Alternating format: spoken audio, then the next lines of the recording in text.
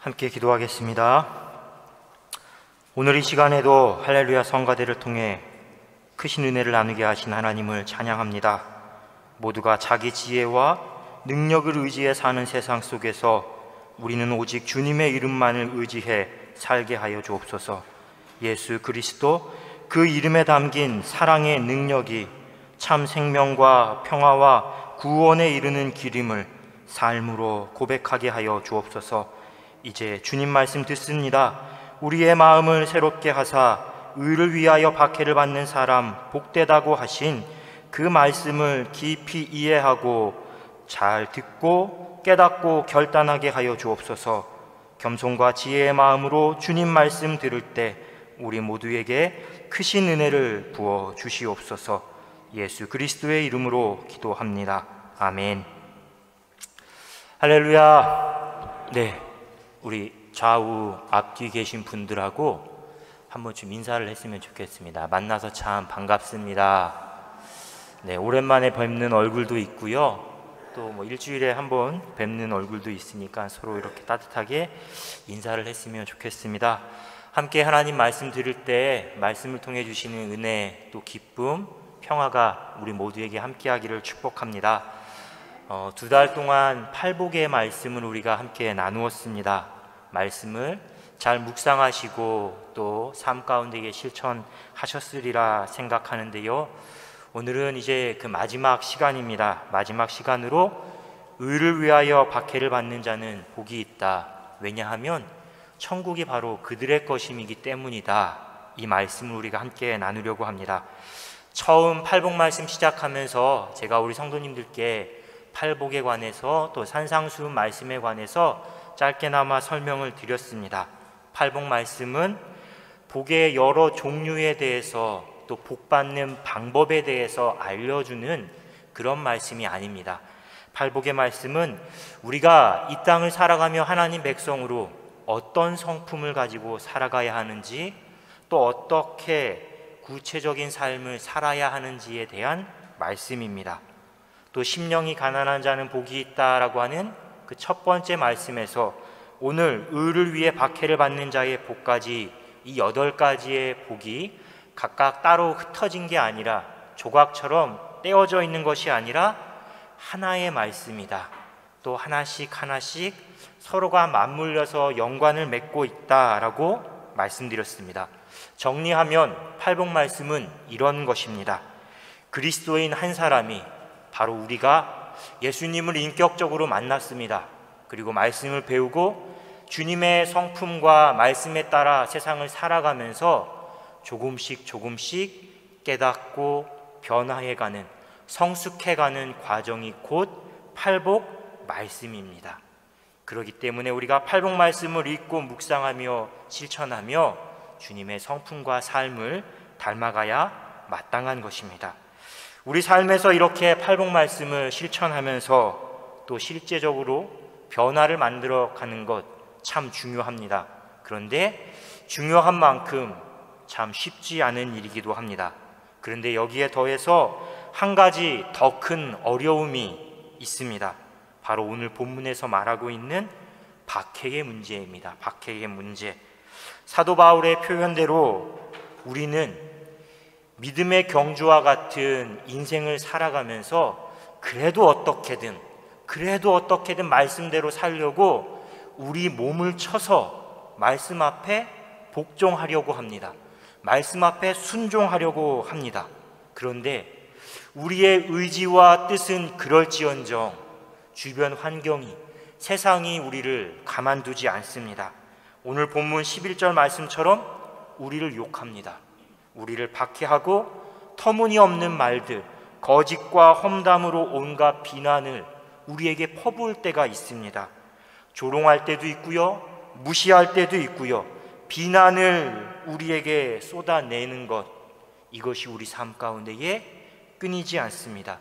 때로는 직접적인 물리력, 완력을 동원해서 교회를, 성도를 방해하고 공격할 때도 있고요, 아예 상종을 안 하겠다는 투로 우리를 따돌리려 할 때도 있습니다. 어쩌다가 한두 번 어떤 큰 실수나 잘못에 대해서, 특별한 일에 대해서만 우리를 박해하는 것이 아니라 오늘 본문에서 사용된 박해를 받다라는 이 동사의 시제를 보면 과거에도 박해를 당했고요, 그 박해가 지금까지 쭉 이어져 오고 있습니다. 그러니 말씀대로 살려고 하는 사람, 즉 내내 어떻게든 순종하면서 살려고 하는데 안팎으로 계속 박해를 받는 사람은 얼마나 속상하겠습니까? 얼마나 힘들겠습니까? 그런데 오늘 말씀에서 주님은 바로 그 박해받는 자를 향해서 복이 있다고 말씀하십니다. 천국이 너희들의 것이다 라고 말씀하시고요, 12절에서는 박해를 받는 사람을 향해 하늘에서 너희에게 큰 상이 있을 것이다 이렇게 말씀하십니다. 말씀을 보면 첫 번째 심령이 가난한 자, 그 사람이 받게 될 복과 오늘 여덟 번째 의를 위해 박해를 받는 자의 복이 똑같습니다. 팔복 전체가 천국으로 시작해서 천국으로 끝마치는 셈입니다. 처음 심령의 가난함으로 주님께 나아가서 맛보았던 천국의 기쁨, 위로, 평안, 그것이 이제 마지막인 여덟 번째 이 의를 위해 박해를 받는 자가 받는 복, 이 단계에 이르러서는 더 크게, 더 충만하게 경험된다라고 우리가 생각할 수 있는 것이지요. 이런 이유로 예수님은 박해를 당할 때 힘들어해라, 원망해라, 불평해라, 한숨 지어라 그렇게 말씀하시는 것이 아니라 무엇이라고 오늘 말씀하십니까? 기뻐하고 즐거워해라, 기뻐하고 즐거워해라 이렇게 말씀하십니다.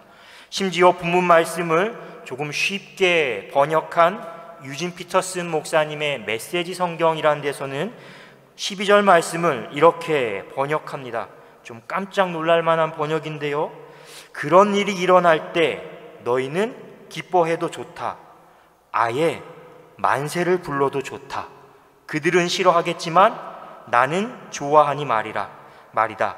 온 천국이 박수를 보낼 것이다. 박해받으실 때 만세 부르라고 합니다. 나는 괴롭지만 힘들겠지만 천국에서는 어떻게 한다고요? 박수를 친다라고 합니다. 박해가 우리 삶 가운데의 신앙 가운데에 주는 영향력이 또 의미가 이처럼 새롭고 놀랍다라는 겁니다. 그런데 아무리 천국이 좋고 우리가 하늘에서 큰 상을 받게 된다고 해도 그렇지, 생각해보면 우리가 꼭 박해까지 받아야만 하는 걸까요? 첫 번째부터 일곱 번째까지, 그 일곱 가지를 실천하는 것도 사실 쉬운 일이 아닙니다. 대단한 일입니다. 그러니 기왕이면 천국도 또 하늘의 큰 상을 받는 것도 박해를 받기 전에 우리에게 주시면 얼마나 좋겠습니까? 앞에 일곱 가지 복도 우리가 생각하는 것과 참 많이 달랐지만 박해받는 자의 복은 더더욱 우리가 기대하고 또 세상이 말하는, 세상이 상식이라고 생각하는 그 복과는 참 많이 다릅니다. 그런데 이 점에서 우리가 주목해야 할 사실이 있습니다. 바로 박해의 이유가 무엇인가입니다. 박해의 이유가 무엇인가? 왜 박해를 받는가? 분명 박해를 당하는 것, 우리가 삶에서 어려움과 고난 가운데에 처하는 것, 그것 자체로는 복이 아닙니다. 복이라고 우리가 생각할 수가 없습니다. 하지만 주님께서 오늘 말씀하신 박해는 그것들과는 박해의 이유가 다릅니다. 의를 위하여 받는 박해입니다. 전에 6절 말씀에 의에 줄이고 목마른 자는 복이 있다, 그때의 말씀을 한번 떠올려 보시기 바랍니다. 제가 우리 한자에 오를 의자 또 개미 의자를 가지고 성도님들께 말씀을 드렸는데요, 그때의 의가 무엇이었습니까? 하나님입니다. 바로 또 예수님입니다. 그래서 의에 줄이고 목마른 사람이라는 사람은 예수님을 우리가 믿음으로 말미암아 내가 의롭게 되기를, 또 주님을 따르고 순종함으로 말미암아 의롭게 살기를 갈망하는 사람이었습니다. 오늘 본문 11절에서도 예수님께서 같은 맥락에서 말씀하십니다. 아주 직접적으로 의를 위하여 받는 박해는 곧 나로 말미암아 받는 박해다. 나 때문에, 예수님 때문에 받는 박해가 바로 의를 위하여 받는 박해다. 이렇게 말씀하십니다. 그리스도인으로 살면서, 아니 그리스도인답게 살아가는 과정 속에서 우리가 겪게 되는 고통, 아픔, 답답함, 어려움, 그것이 바로 의를 위하여 예수님 때문에 받는 박해입니다. 세상에서 받는 박해와 다르게, 그래서 복되다라고 말할 수 있는 겁니다. 그런데 오늘 말씀을 우리가 우리 삶 가운데 바로 나 자신에게 적용할 때 우리가 한 가지 주의해야 할 점이 있습니다. 우리가 그리스도인으로 생활하면서 겪게 되는 모든 어려움들이 곧 의를 위해 받는 박해, 예수님 때문에 받는 박해가 아니라는 사실입니다. 제가 쉬운 예를 하나 들어보겠습니다. 그리스도인, 신앙을 갖고 있는 한 사람이 있습니다. 그런데 가정일에는 하나도 신경 쓰지 않습니다. 아이들이 학교에 가는지, 어떤 옷을 입고 뭘 먹는지, 또 배우자가 지금 어떤 고민을 갖고 있는지 전혀 신경을 쓰지 않습니다. 그런데 새벽 기도, 교회에서 무슨 모임, 수요 예배, 금요 철야, 눈만 뜨면 교회를 갔다가 오고, 무슨 모임이다, 무슨 선교다, 전도다, 매일같이 나갑니다. 그러니 가족들이 좋아하겠습니까? 싫어하죠. 불편해합니다. 그러다가 누군가 가족 중에 한 사람이 교회 다니는 것도 좋은데 좀 적당히 해라, 아니 좀 가정도 돌보면서 가족 일에 신경 쓰면서 하라고 합니다. 당연한 이야기죠. 그런데 그 사람은, 정작 본인은 자신이 예수님 때문에 내가 지금 가족들로부터 핍박당하고 있다, 박해받고 있다라고 생각합니다.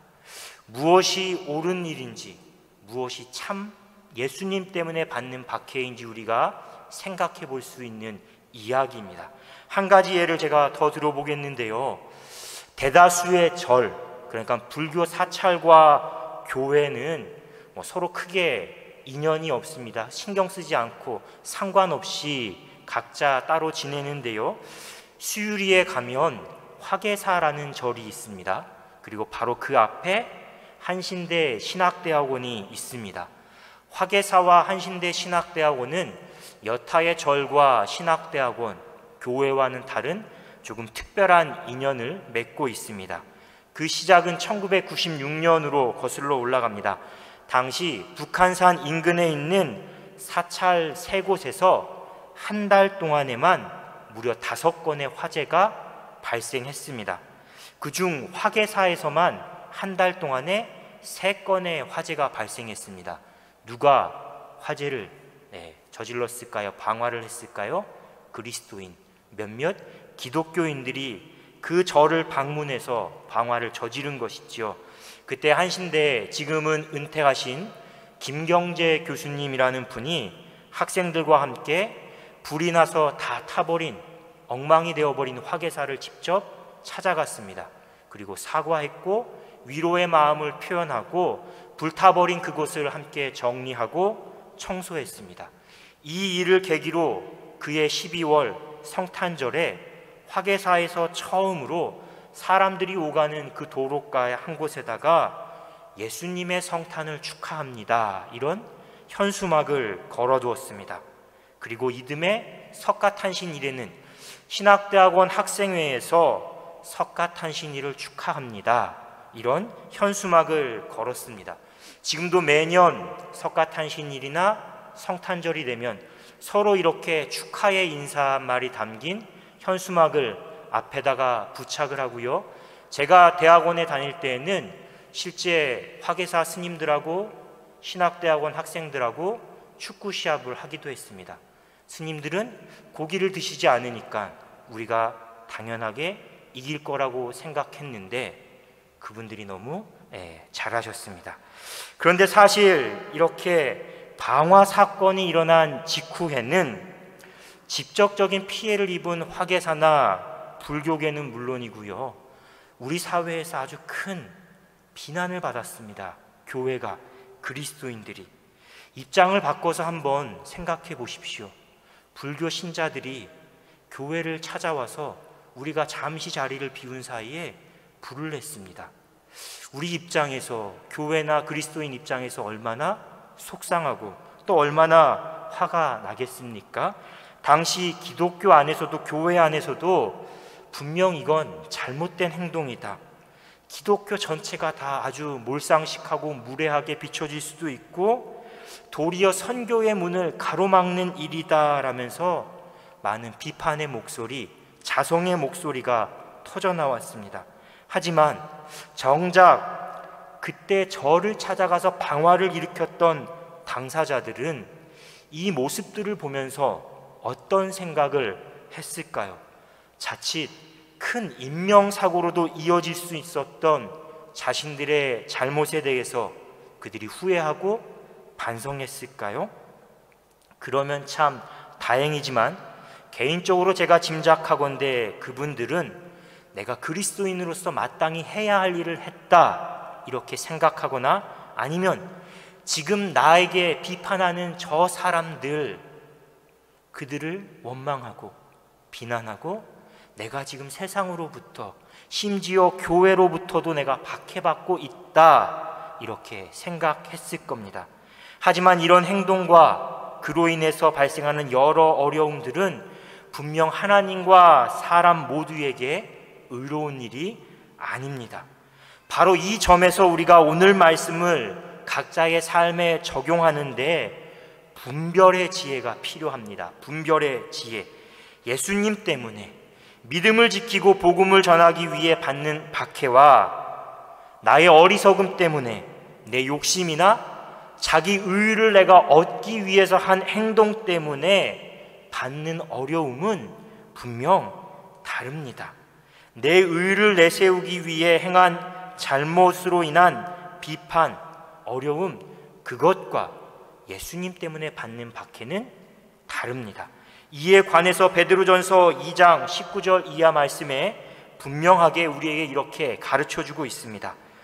부당하게 고난을 받아도 하나님을 생각함으로 슬픔을 참으면 이는 아름다우나 죄가 있어 매를 맞고 참으면 무슨 칭찬이 있으리요. 그러나 선을 행함으로 고난을 받고 참으면 이는 하나님 앞에 아름다움이니라. 앞에서 말한 방화 사건이나 가정의 일에 소홀했던 분 모두가 다 의로운 일이 아닙니다. 잘못된 믿음에서 비롯된 불의이고 나아가서 말하면 죄입니다. 죄. 법과 상식에 따라서 마땅히 비판받아야 하고 처벌받아야 하는 게 당연한 일이죠. 그런데 오늘 예수님께서 말씀하신 박해는 이것과 분명 다릅니다. 선한 일을 하다가 복음을 위해 살다가 반대로 불의한 세상과 그 불의한 세상을 따르는 사람들에게 받게 되는 고난, 그것이 바로 박해입니다. 부당한 고난, 그것이 바로 박해입니다. 그렇다면 왜 주님은 주님을 따르는 그리스도인들, 그 그리스도인들은 박해를 받게 되는 걸까요? 이유는 간단합니다. 삶의 기준이 다르기 때문입니다. 삶의 목표와 방향이 다르기 때문입니다. 가령 바리새인들과 율법학자들은 예수님을 죄인으로 여겨서 십자가에 달려 죽게 했습니다. 하지만 우리 그리스도인들은 그 예수님을 하나님의 아들로 의로우신 분으로 믿습니다. 더불어 그들이 예수님을 죽인 정당성의 근거로 삼았던 율법처럼 이 세상과 이 세상의 풍조, 이 세상의 삶의 방식을 우리는 거부합니다. 도리어 죽임을 당하면서도 자신을 죽음으로 내몰고 조롱했던 그 사람들마저 용서하셨던 예수님의 사랑, 예수님의 사랑을 우리 삶의 표대로 삼고 살아가는 것이죠. 그러니 세상의 의로움과 우리 그리스도인들의 의로움, 삶의 기준과 방식은 다릅니다. 그리고 이 다름으로 인해서 당연히 충돌할 수밖에 없는 겁니다. 이 충돌에서 박해가 발생하는 것이지요. 어둠이 빛을 반기지 않는 것처럼 세상 사람들은 우리 그리스도인들을 불편해합니다. 부담스러워합니다. 그래서 비판하고 조롱하고 따돌리고 박해합니다. 왜냐하면 빛이 어둠 가운데 가까이 가면 그 속살이 다 드러나는 것처럼 자신들의 어두운 부끄러움들이 다 드러나기 때문이죠.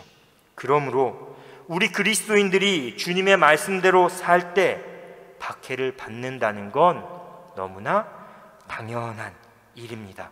오히려 말씀대로 살지 않고 적당히 세상에 순응하고 타협하면서 살아가는 것, 그렇게 평안한 신앙을 추구하는 게 문제가 되는 것이죠.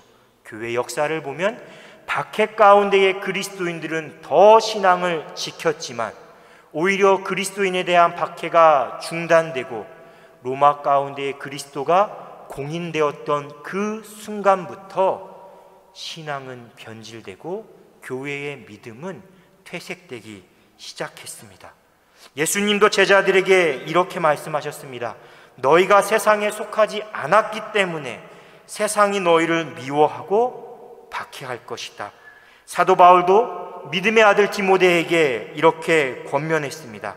무릇 그리스도 안에서 경건하게 살고자 하는 자, 그리스도 안에서 경건하게 살고자 하는 자는 박해를 받으리라. 실제 성경의 인물들을 보면 모두가 다 하나님에 대한 믿음을 지키기 위해서 박해받았습니다. 그리고 박해를 피하지 않았습니다. 많은 성경의 인물들이 있지만 저는 오늘 우리 성도님들에게 한 명의 인물, 한 부류의 사람들인 다니엘의 세 친구들의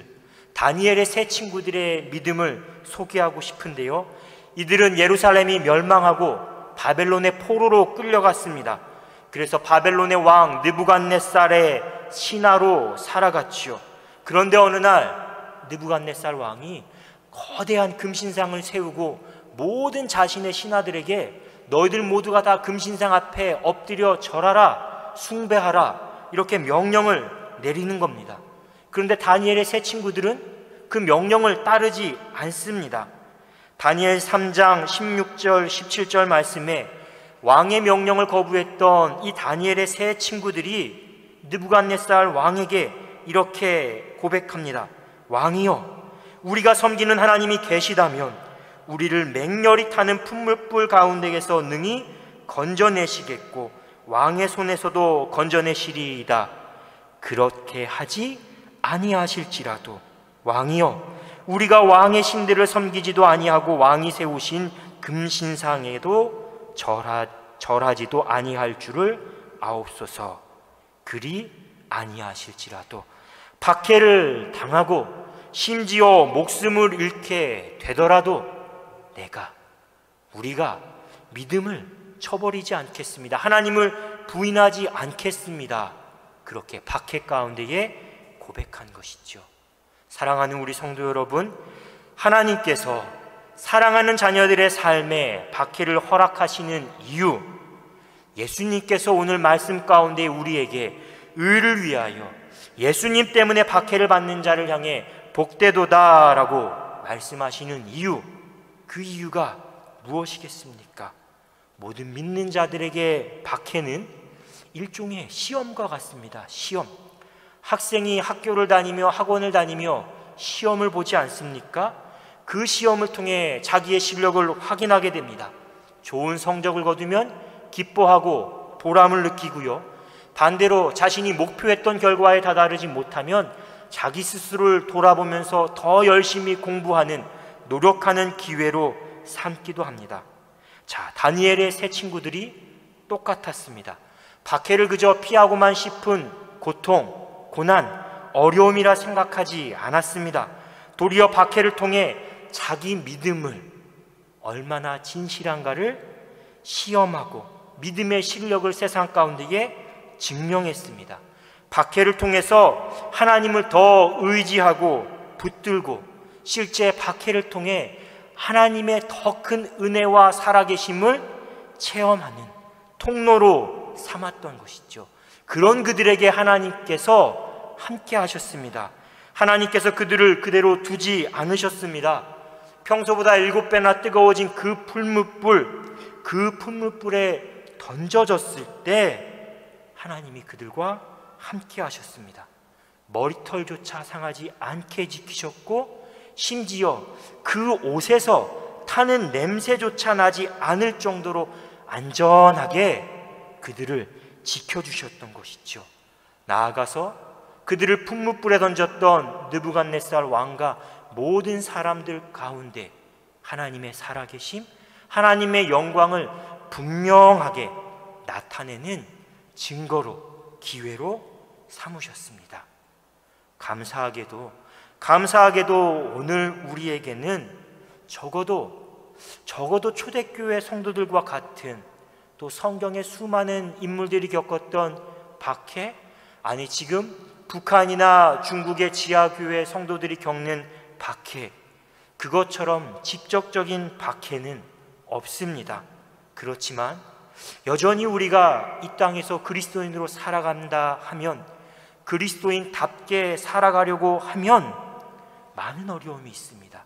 특별히 꼭 뭔가 선한 일을 하려고 할 때, 내가 좀 마음을 잡고 주님의 뜻대로 살아가려고 생각하면 꼭 그때 뜻밖의 어려움과 고난이 우리에게 찾아오지요.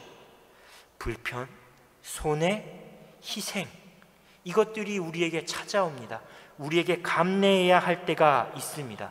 나는 분명 선의로 했는데, 좋은 마음으로 했는데, 누군가 내 마음과 말 오해하고 왜곡해서 다른 사람들에게 험담하고 나를 부끄럽게 조롱하게 되는 그런 상황에 처할 때가 있습니다. 그리스도인으로 살아가다 보면.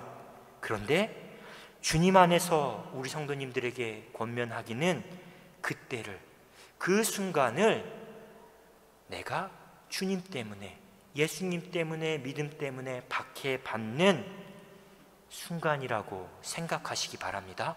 믿음의 시험이라고 여기시기 바랍니다. 똑같은 방법으로 맞서는 것이 아니라, 그리고 하나님이 왜 나를 이대로 그냥 두시는가 의심하거나 원망하는 것이 아니라, 믿음의 시험으로 능히 이겨내시고 승리하시기 바랍니다. 사도 바울이 고백하듯 미쁘신 하나님은 우리에게 감당하지 못할 시험은 절대 주지 않으십니다.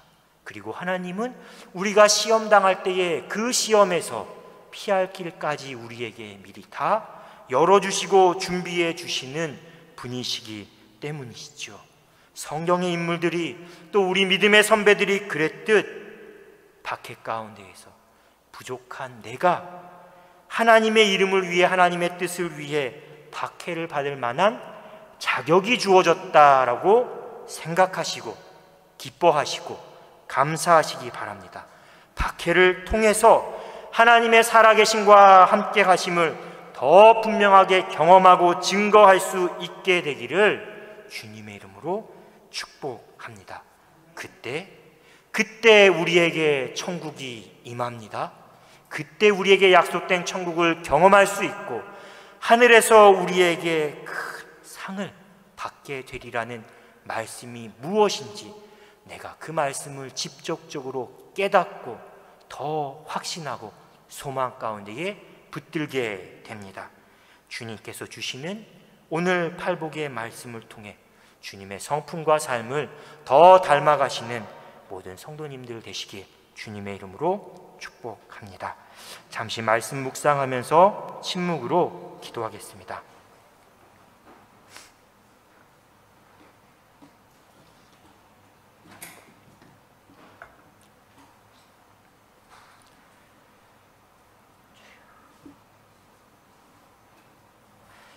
사랑의 주님, 팔복 말씀을 통해 우리가 닮아야 할 예수님의 성품과 또 우리가 바라고 소망해야 할 복이 무엇인지를 배우게 하시니 감사합니다. 우리가 심령이 목마른 사슴이 시냇물 찾듯 갈급함으로 하나님 찾게 하여 주옵소서. 날마다 상한 심령으로 애통하는 마음으로 자신과 세상의 죄를 하나님 앞에 회개하게 하옵소서. 온유하고 겸손한 주님께 배우고 주님을 닮아가게 하옵소서. 의에 줄이고 목마른 자로 살아가게 하시며 자기 이익을 계산하거나 자랑으로 삼기 위해 살지 않고 마음을 비우고 주님께 받은 긍휼함 그대로 긍휼히 베푸는 자가 되게 하여 주옵소서. 죄로 오염된 마음을 깨끗이 씻어서 우리 안에 함께 계시고 또 세상 가운데에 계신 하나님을 훤히 볼 수 있게 하시며 십자가로 막힌 담을 허무시고 하나 되게 하신 주님, 그 주님을 따라 평화의 일꾼으로 살아가게 하여 주옵소서.